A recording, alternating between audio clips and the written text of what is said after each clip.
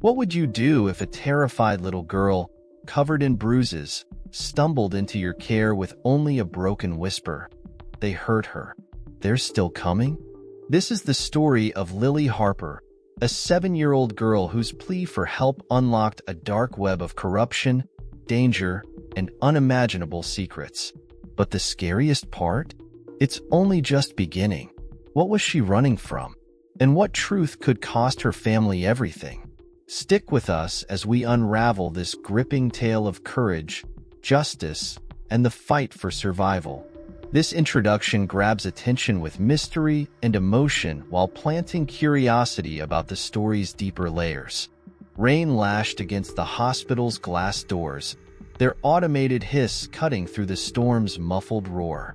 Nurse Evelyn Carter barely glanced up from her clipboard as another gust of wind swept in. Then she saw her. A little girl, no older than 7, stood trembling just inside the entrance. Her blonde hair was tangled and wet, her pale face streaked with dirt and tears. Clutched in her tiny hands was a worn teddy bear, its ear dangling by a thread. Evelyn dropped the clipboard and hurried over, crouching to the girl's eye level. "Sweetheart, are you hurt? Are you alone?" The girl shook her head, but her lips trembled as she whispered, "They hurt her. My grandma. They're coming." The words hit Evelyn like a physical blow. "You're safe now," she assured, placing a steady hand on the girl's shoulder. "What's your name?"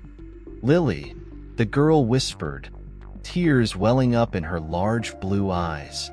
Minutes later, paramedics wheeled in an unconscious elderly woman on a gurney. Evelyn watched as they rattled off vitals to the ER doctor. Margaret Harper, late 60s, one paramedic reported. Blunt force trauma to the head. Suspected home invasion. Significant bruising. BP's dropping. Evelyn turned to Lily, who had been clutching her teddy bear in the corner. "Is that your grandma?" Lily nodded, her voice cracking. "She wouldn't wake up. I tried and tried." The paramedic's description played in Evelyn's mind like a warning bell. Home invasion, blunt force trauma, signs of a struggle. This wasn't an accident. It was an attack. She knelt beside Lily, brushing a damp strand of hair from her face. "You're so brave for coming here, Lily. Can you tell me what happened?" Lily's fingers gripped her bear tighter. There were loud noises, yelling. "Grandma told me to hide under the table. I heard things breaking. Then it got quiet." Detective Adrian Blake strode into the ER with his signature trench coat dripping rainwater. His sharp blue eyes scanned the room, locking onto Evelyn. She stood protectively beside Lily, her expression grim.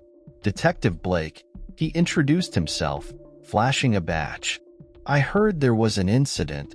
Evelyn motioned toward Margaret Harper's stretcher. "She's in critical condition. Her granddaughter, Lily, said there was a break-in at their home." Blake crouched, leveling his gaze with Lily's. "Hi, Lily. I'm Adrian. Can you tell me anything about the men who hurt your grandma?" "They were mad," Lily said softly, hiding half her face behind her teddy bear. "They kept yelling at her." Blake's jaw tightened. "Did they say why?" Lily nodded. "They wanted something. Grandma told them no." Evelyn shot Blake a glance. "It sounds like they were looking for something specific." Blake rose, his expression unreadable. "I'll need to visit the house." As Evelyn sat with Lily in a quieter corner of the ER, she tried to make sense of the night's events. "Your grandma's going to be okay," she said gently, though the words felt hollow.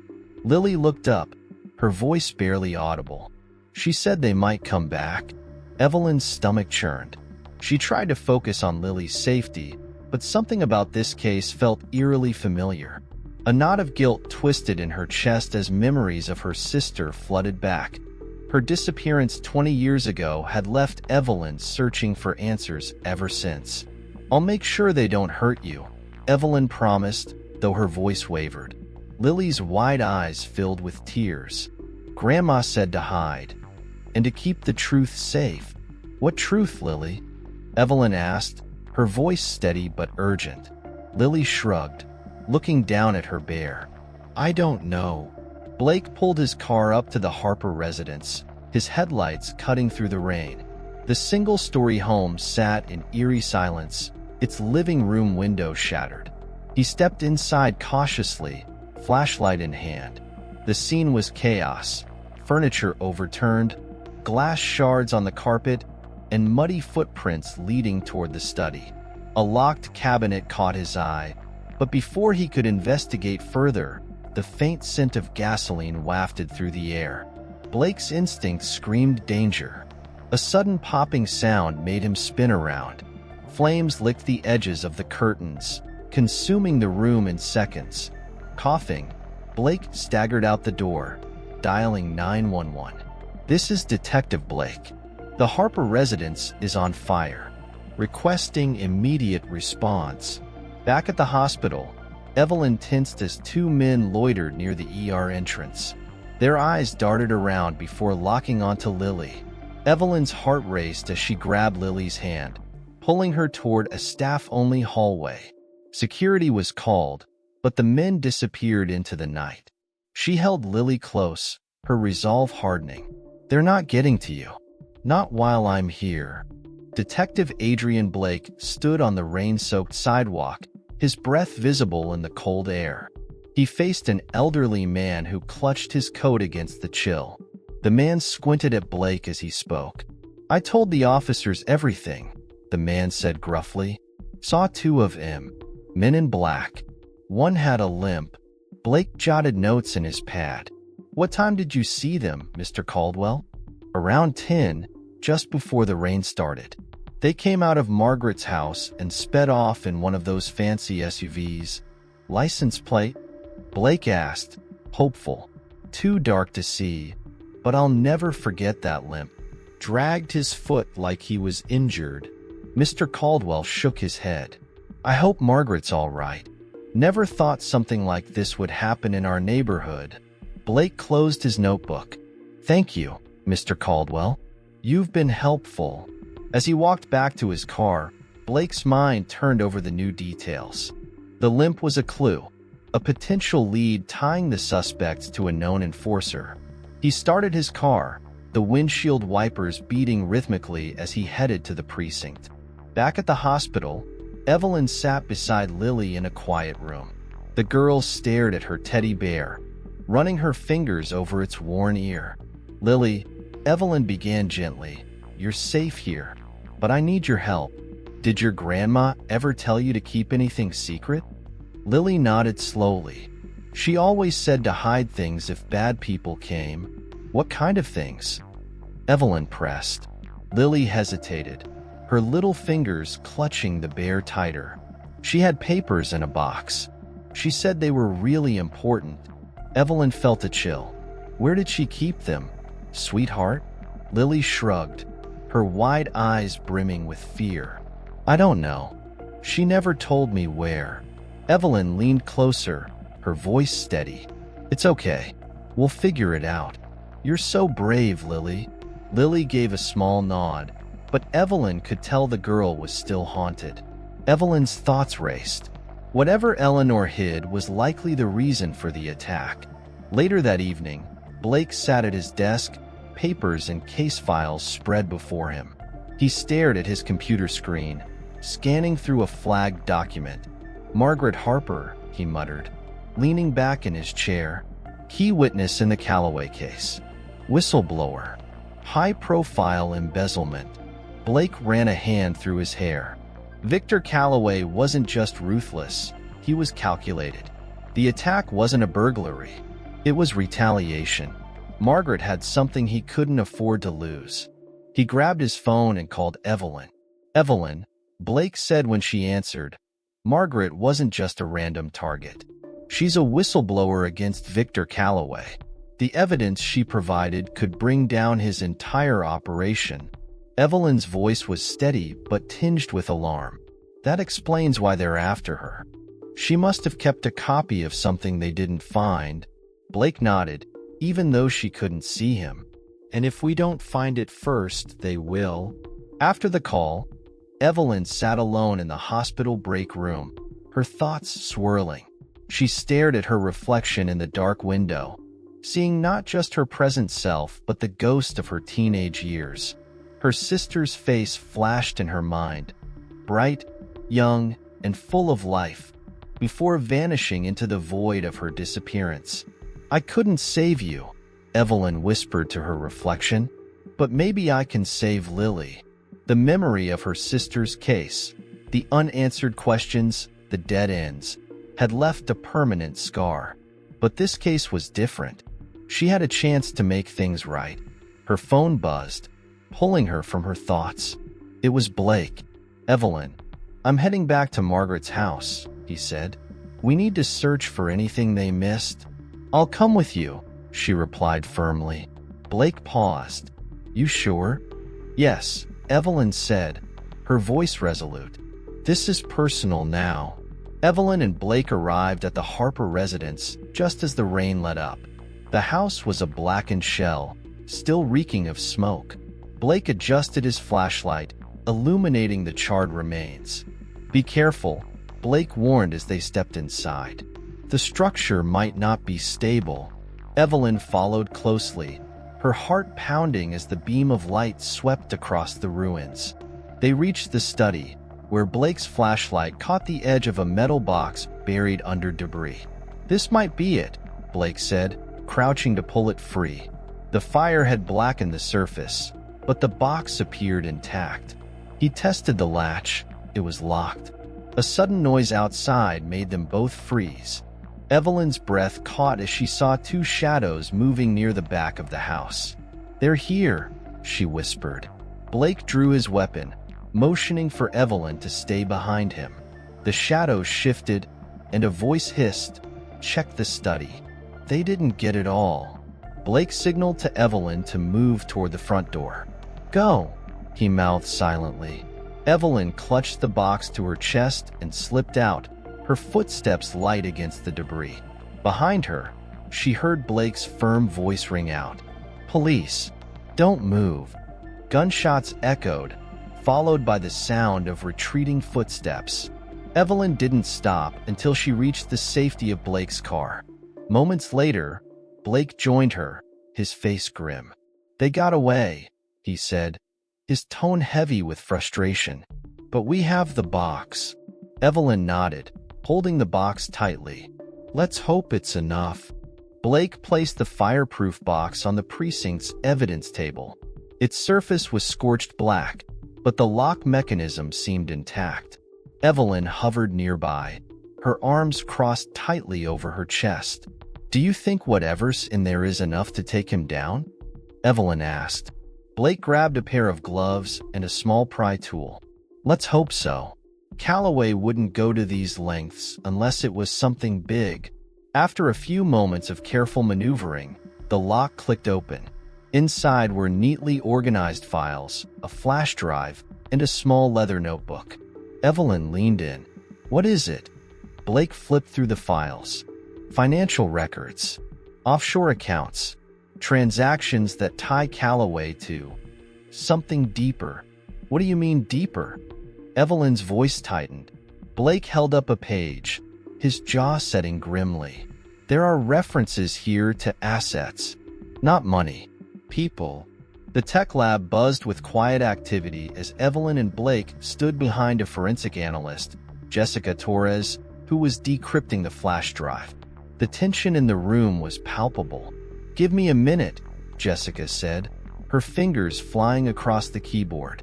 "This drive is encrypted with multiple layers, but it's nothing we can't crack." Blake paced. "Calloway's been careful. Too careful." Evelyn, sitting nearby, turned to him. "Why would Eleanor keep this hidden instead of turning it over right away?" Blake paused. "She probably knew the risk.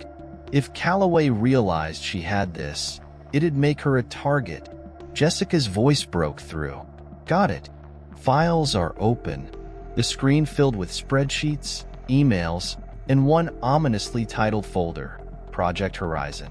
"What the hell is Project Horizon?" Blake muttered, leaning over. Jessica opened the folder. Images and documents revealed human trafficking operations linked to Calloway's network. Evelyn gasped. It's not just embezzlement. He's been trafficking people. Blake clenched his fists. And he's been using Eleanor's silence to keep it hidden. Back at his desk, Blake sifted through the evidence. Evelyn sat across from him, her face pale but determined.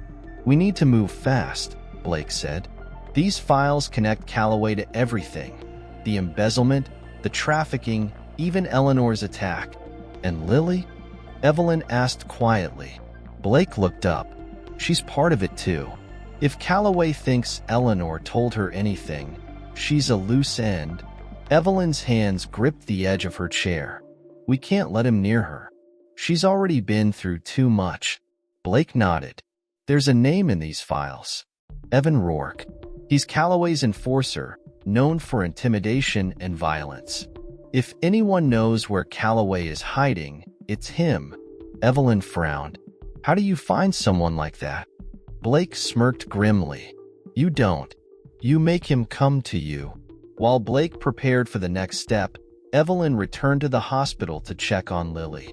The little girl sat in the playroom, her teddy bear in one hand and a crayon in the other. Hi, sweetheart, Evelyn said, kneeling beside her. What are you drawing? Lily held up the picture. It was a crude but recognizable drawing of her grandmother's house, and a small box under the table. Evelyn's heart skipped a beat. Lily, is this where your grandma kept her important things? Lily nodded solemnly. She said to hide it if bad people came. Evelyn hugged her gently. You did exactly what she told you. You're so brave. Lily looked up. Will Grandma be okay? Evelyn's throat tightened. We're doing everything we can to make sure she is. Back at the precinct, Blake stood before his team, the files spread out on the table. Evelyn joined him, determination replacing her earlier hesitation. We're going to leak false intel, Blake explained. We'll make Calloway think the evidence is being moved to a secure location. Evelyn frowned. You're setting a trap. Blake nodded. If Rourke takes the bait, we'll have a shot at bringing him in. And once we have him, Calloway's next. Evelyn glanced at the files, then back at Blake. And if it doesn't work? Blake's expression darkened. Then we find another way. But I'm not letting Calloway walk away from this. Evelyn squared her shoulders. Neither am I. As the team mobilized, Evelyn and Blake shared a look of unspoken resolve. The trap was set, but the real battle was just beginning. Detective Adrian Blake stood in the shadowed interior of the abandoned warehouse, his team moving with practiced precision. Evelyn Carter, now a fixture in this chaotic whirlwind, stood beside him, her arms folded tightly across her chest. Are you sure this will work? Evelyn asked, her voice low but urgent. Blake adjusted his earpiece, his blue eyes scanning the cavernous space. It has to. If Rourke takes the bait, we'll have him. And Calloway, cornered. Evelyn nodded, though her fingers clenched at the hem of her jacket. And if it doesn't? Blake turned to her, his voice steady. Then we go to Plan B. The evidence, a decoy box filled with blank papers, sat under a single hanging light in the center of the room. Blake's team was strategically positioned, hidden in the shadows, their weapons at the ready.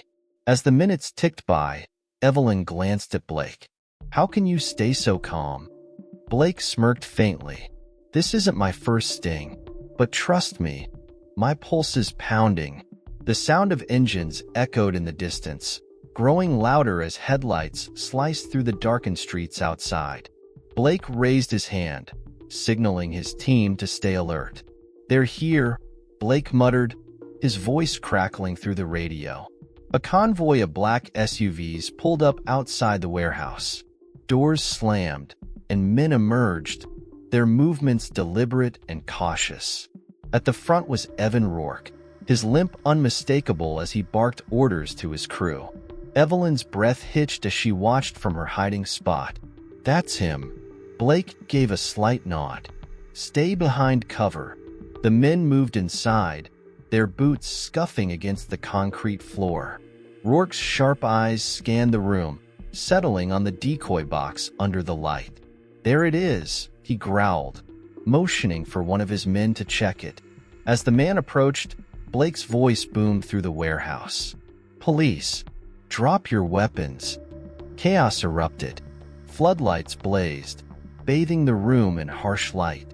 Blake's team emerged from their positions, weapons drawn. Rourke cursed, drawing a weapon, but Blake was faster. A single warning shot rang out, and Rourke froze, his hands raising slightly.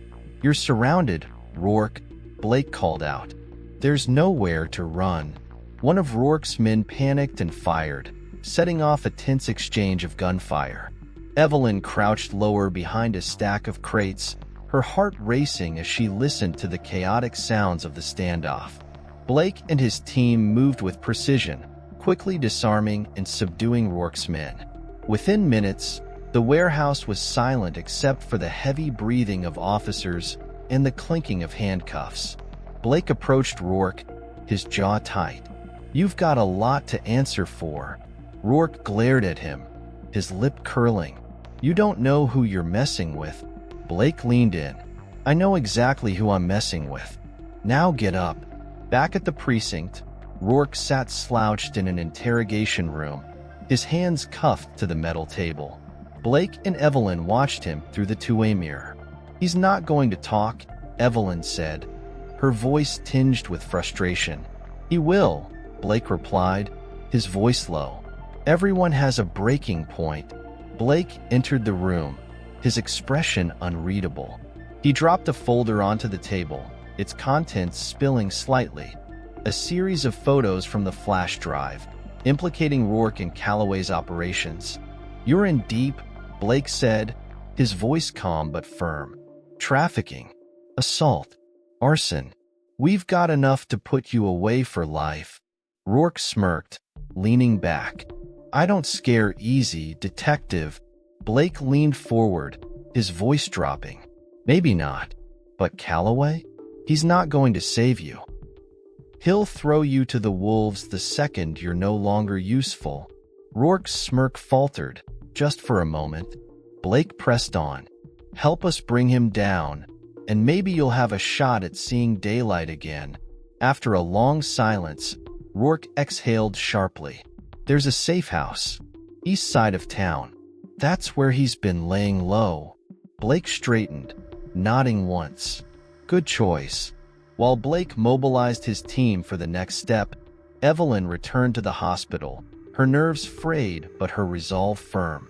Lily was playing in a quiet corner of the waiting room, her teddy bear perched on her lap. "Evelyn."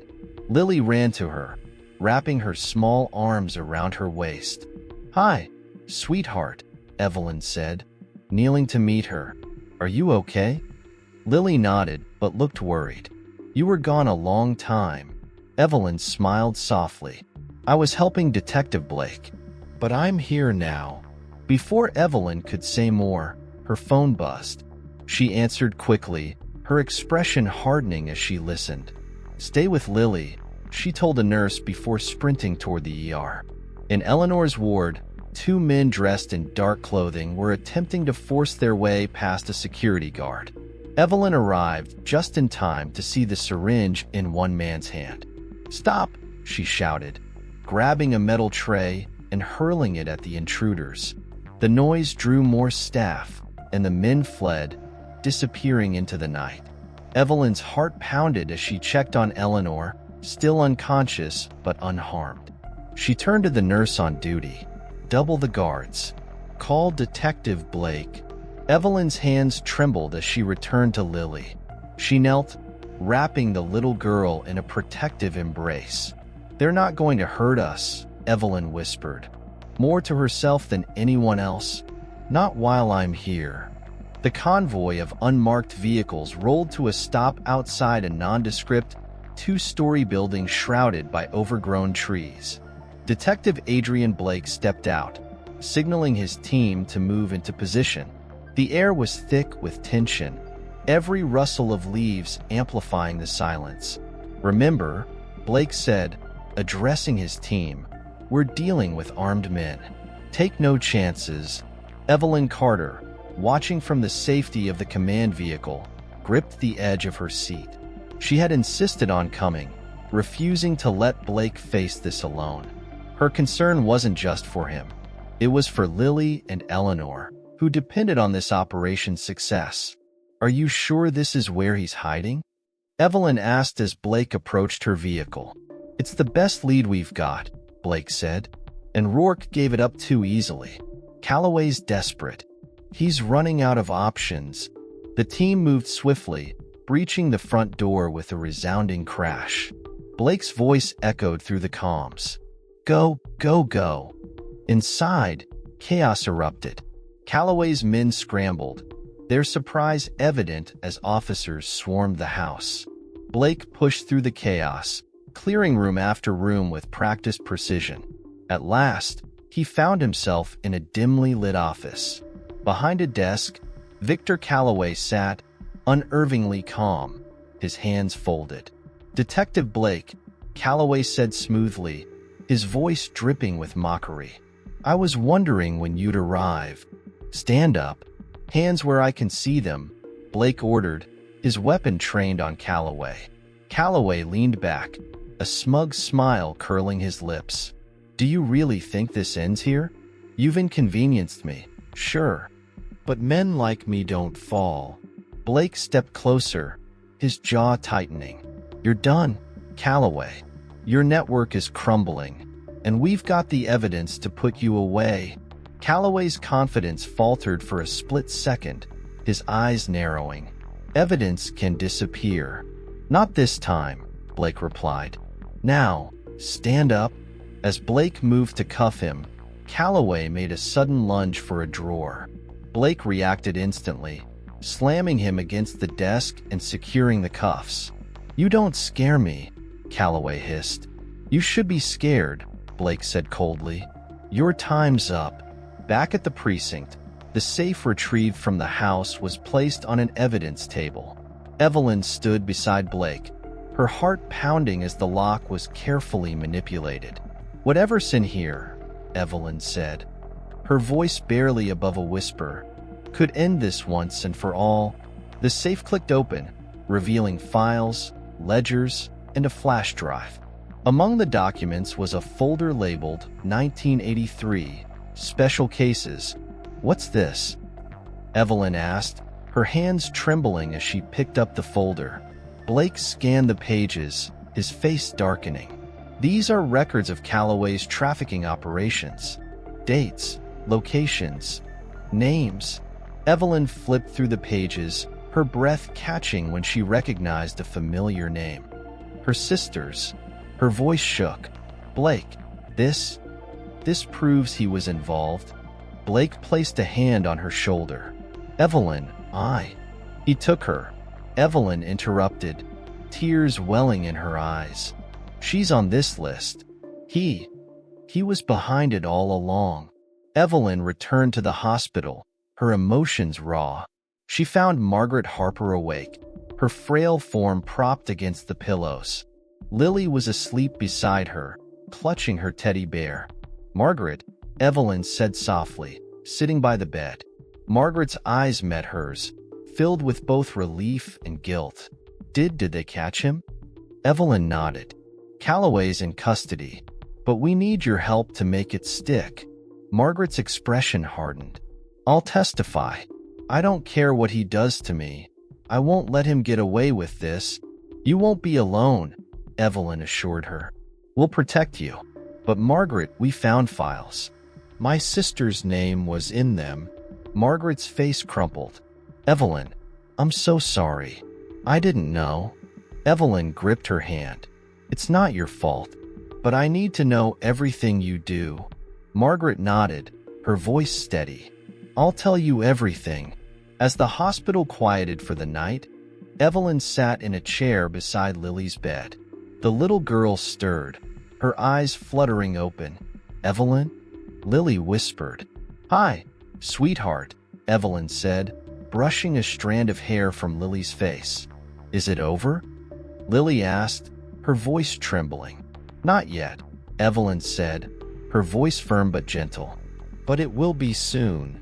Lily sat up slightly, clutching her teddy bear. You promise? Evelyn smiled through her tears. I promise.